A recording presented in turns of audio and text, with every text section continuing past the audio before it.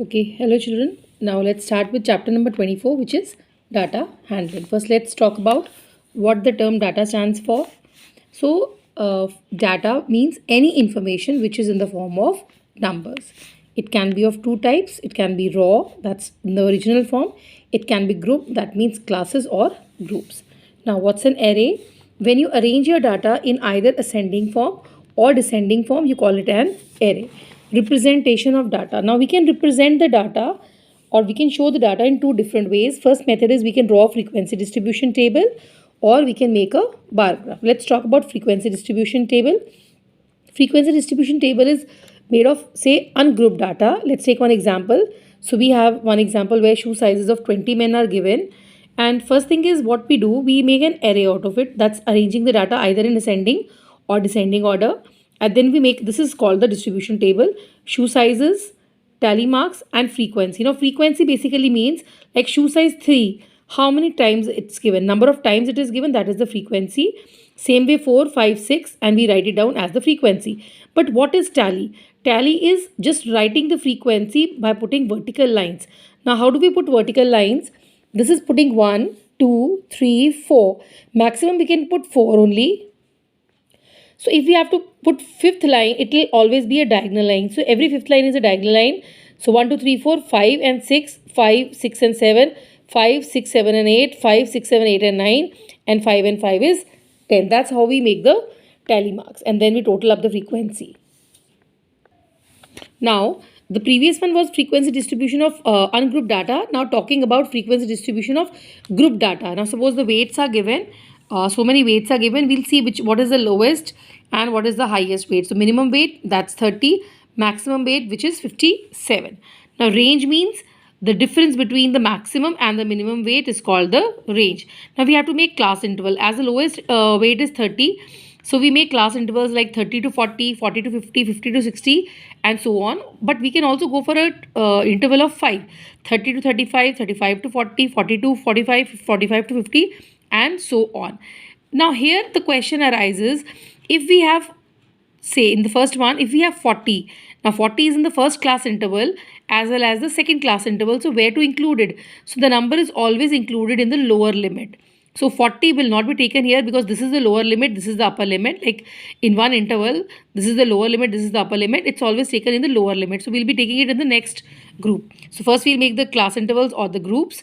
Then same way, all numbers that come between 30 and 40, not to take 40, arranging them in frequency form.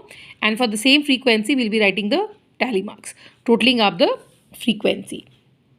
Now, as I told you that if you have 30, so 30 to, it comes in 30 to 40. If you have 40, it won't come here. It will come in the group of 40 to 50 and 50 will not come here. It will come in the group of 50 to 60. Let's see the first exercise. Here you have to arrange in ascending order. Very simple, just put them in ascending order. Second question is arranging in descending order. So you have to write your numbers in descending order.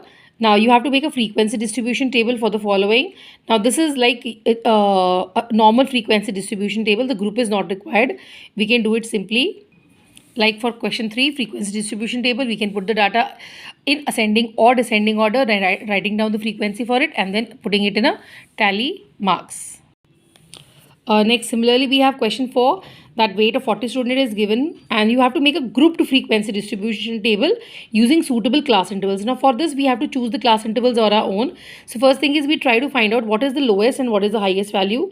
The lowest value is 15 and the highest value is 34. So we can have a group of 15 to 20, like gap of 5, 20 to 25 and so on. Let's see it.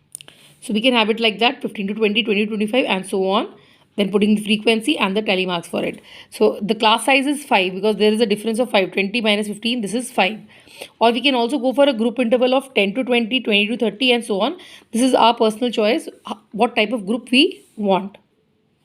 Question 5, we have the rainfall given for a month of July. And we have to, first thing is we have to make an array in ascending, very clearly stated. Then we have to make a table of it. Again, from the array only we can arrange the table. And the third thing is what is the fourth class interval. Now when you make, and class intervals are already mentioned like 0 to 5, 5 to 10 and dot dot dot. It means you have to see what is the lowest and what is the highest. Highest is 32. So the last class interval will be, if you are taking a group of 5, 32, 35. So let's see this. If we take a group of 5, 0 to 5, 5 to 10, the last will be 30 to 35, writing down the frequency and the tally. Now what they are asking, which is the fourth class interval? So 1, 2, 3, 4, this is the fourth interval. What is the width? Now width means highest minus lowest, that is 5, 20 minus 15, which is 5. What is the lower limit? Lower limit is 15. And what is the upper limit? Upper limit is 20. Then question 6 is exactly like what we have done. Again, they have already given you the class intervals.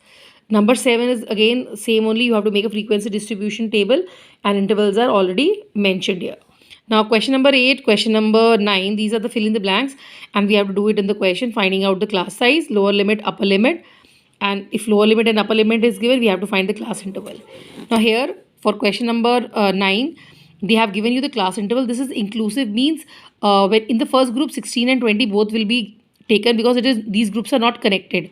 So the class boundaries will be like just reducing 0.5 from the lower one and adding 0.5 to the higher one. And class size will be difference between the upper limit and the lower limit.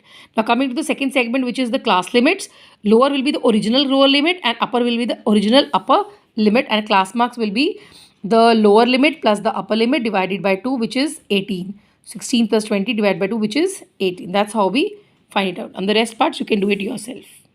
Coming to the next topic, which is a bar graph or a column graph. It's actually a pictorial representation of the data in the form of bars of uniform width. The height of the bar depends on the frequency given to us, and bars have equal spacing between them, and bars can be drawn vertically or horizontally. Let's see one example.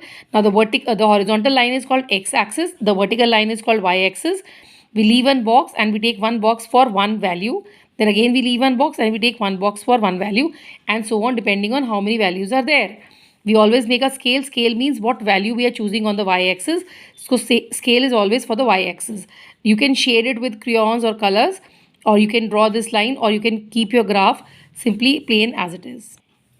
In question number 1, they have given you the different subjects and the marks scored by Shreya in the different subjects. The first thing is your bar graph depends upon what scale you are choosing. Now for this, we can go for a scale because all these numbers are divisible by 5.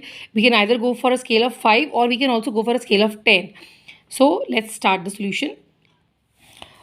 This is x-axis, this is y-axis, taking subjects on x-axis and taking the percentage of marks on y-axis.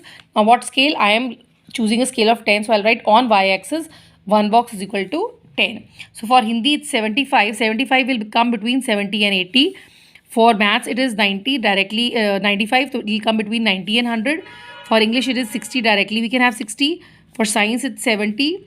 For social science it is 50. And for Sanskrit it is 85. Now 85 will come between 80 and 90. Next, let's see the next question now. Now we have different birds in a zoo, 250, 150, 50, 350 and 200, and we have to make a bar graph. Again, we can go for a scale of 100 or a scale of 50. So here my scale is on y-axis, 1 division or 1 box is equal to 50. I'm taking a scale of 50.